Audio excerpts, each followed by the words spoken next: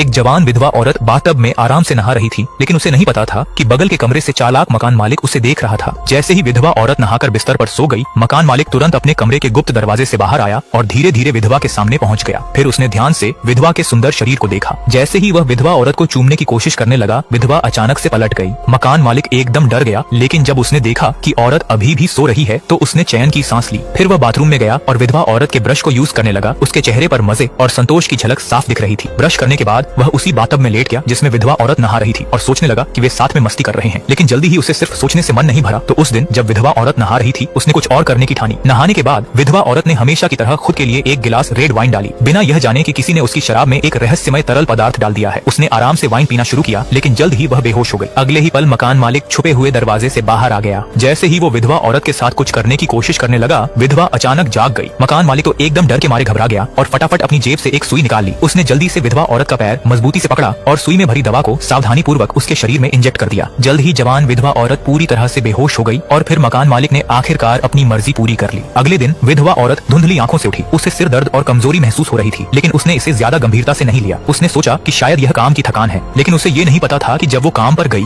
तो मकान मालिक उसके कमरे के सीक्रेट दरवाजे से बाहर आ गया। फिर उसने अलमारी से उसकी कल पहनी हुई ड्रेस निकाली और उसे लेकर उसके बिस्तर पर जाकर आराम से सो गया। वो ड्रेस को अपने पास रखकर गहरी नींद में सो गया। रात में मकान मालिक ने फिर से विधवा औरत की शराब में दवा मिला दी। इस बार उसने पिछली रात जैसी स्थिति न हो, इसीलिए दवा की मात्रा बढ़ा दी और सुनिश्चित किया कि वह जल्दी से बेहोश हो जाए। शराब पीने के बाद विधवा औरत को जल्दी ही नींद आने लगी और वह धीरे धीरे बेहोश हो गई। मकान मालिक तुरंत बिस्तर के नीचे से निकला और फिर उसने विधवा औरत के साथ कुछ ऐसा किया जो बताने लायक नहीं था। अगले दिन जब विधवा औरत उठी तो उसे फिर से सिरदर्द और कमजोरी महसूस हुई। उसने तुरंत सोचा कि कुछ गड़बड़ है और जल्दी से अपने घर के कैमरे की जांच करने के लिए कंप्यूटर खोला। वीडियो में जो उसने देखा उससे उसकी रूह कांप उठी। उसने कभी सोचा भी नहीं था कि उसका इतना सभ्य मकान मालिक उसके साथ ऐसा कुछ करेगा। गुस्से में उसने पुलिस को बुलाने का सोचा, लेकिन तभी मकान मालिक अंदर आ गया। मकान मालिक को शक न हो इसलिए उसने जल्दी से अपने इमोशंस को कंट्रोल किया और कहा कि उसे कुछ काम की बातें सहकर्मियों को बतानी है। फिर मौका पाकर फोन उठाया और पुलिस को बुलाने की सोची, लेकिन चालाक मकान मालिक ने उसकी चाल को तुरंत पकड़ लिया और उसके पुलिस को फोन करने से पहले ही फुर्ती से उसका फोन छीन लिया। खुद को पकड़े जाते देख विधवा औरत ने जल्दी से भागने की कोशिश की, लेकिन मकान मालिक ने उसे रोक लिया और सुई उसके पैर में चुभा दी। जवान विधवा औरत ने पूरी ताकत से विरोध किया, लेकिन वह एक कमजोर औरत थी और उस बड़े आदमी के सामने टिक नहीं पाई। बस चुटकियों में मकान मालिक ने उसे काबू में कर लिया। मुसीबत के वक्त उसने अपने घुटने से मकान मालिक के कमजोर हिस्से पर जोर से मारा। जैसे ही मकान मालिक दर्द से कराहने लगा, उसने जल्दी से भागने की कोशिश की, लेकिन मकान मालिक ने उसका पीछा किया। खुद को फंसा हुआ देखकर उसने मकान मालिक से लड़ने का फैसला किया और किस्मत की मदद से मौका पाकर मकान मालिक को मार डाला और इस तरह कहानी खत्म हो गई।